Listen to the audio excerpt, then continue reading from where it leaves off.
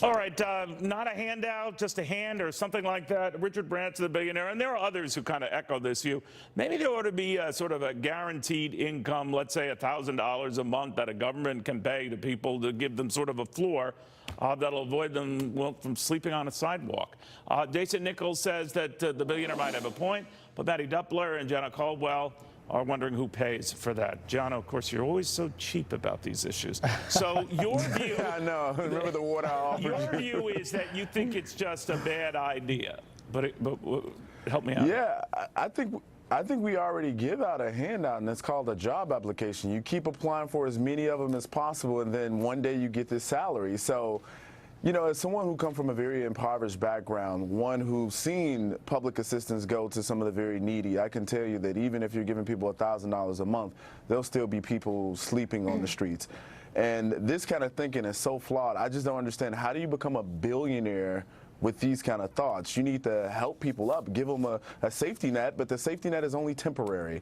And that's where we should be more in line thinking, because there's more jobs than there are people to fill them in the U.S. economy today. You know, I think the impetus for this, Jason, came from this idea that, and Branson's expressed it, I know Bill Gates has expressed it, a host of others like Elon Musk have said that with you know, artificial intelligence and all of this, we're going to have more free time on our hands, and we ought to have a way to buttress that with some guaranteed income. But that just compounds it, doesn't it?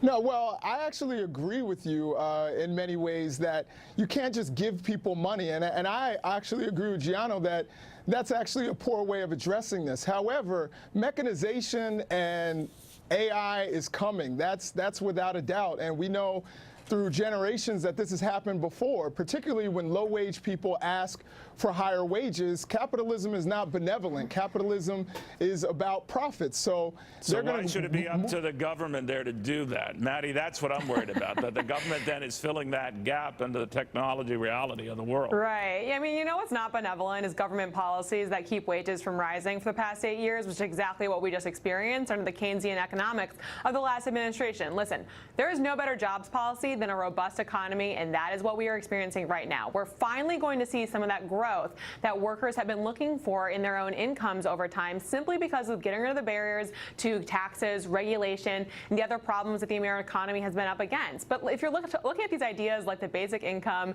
giving more money, they're not addressing the real issue, which is, do we have infrastructure in this country that supports workers as our economy changes? I would argue we do not, and probably the entire panel agrees with me. We need to be looking, though, at what the right answer is. And the public policy answer here is making sure that we're training workers for the modern economy and not trying to equip workers for jobs that won't be here 10, 20 years from now. Gianna, the flip side of that, and a lot of these folks say it saves money in the longer run if you provide a base for which these folks do not have to then rely on the government for all these other ancillary services. It saves money in the end. What do you think? Yeah, but there's not a lot of financial education out there for people to even have whatever government assistance that they have now that they can save, prepare for their kids' colleges, etc. So what you end up doing is just throwing good money after bad, in the sense that people get the money and they waste it. It's just like some of the government assistance programs that we see today. People end up wasting it more and more because they're not educated on how to save it and how to rid themselves from whatever poverty they're in. You know, Jason, I think it was Branson who said something to the effect, not so much about the $1,000 a month, but a cash handout of some sort would grow the economy in that it would be stimulative and help pay for itself down the road. In other words, it would, you know, be a pay it forward thing. Do you agree with that? Unfortunately, no, I don't. I mean, I think what people need is income-generating assets like stocks and bonds, financial literacy. Jason, do your friends know you're saying this on this show right now? Well, listen, you didn't let me get to universal health care. You didn't let me get to, you know, things like an estate tax. Do that in later. That was a throwaway line. All right, so that's what but Mattie, I mean, on this, I mean, you know, we've heard this. Finland experimented with this briefly, exactly. And it's trying to adjust and not working out the way it is.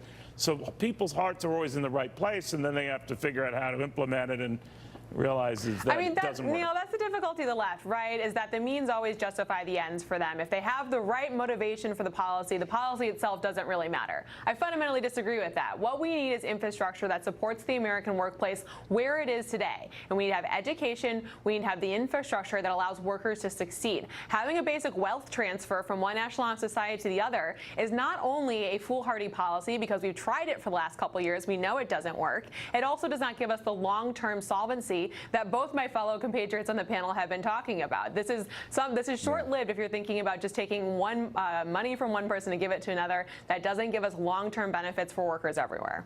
All right, guys, I wish we had more time, but we've settled a lot of social crises at the same time, so I appreciate that. If only everyone listened to us. Happy and safe Happy 4th of July. to all of you.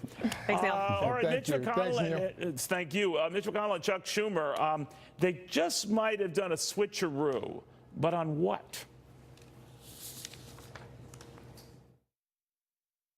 Insurance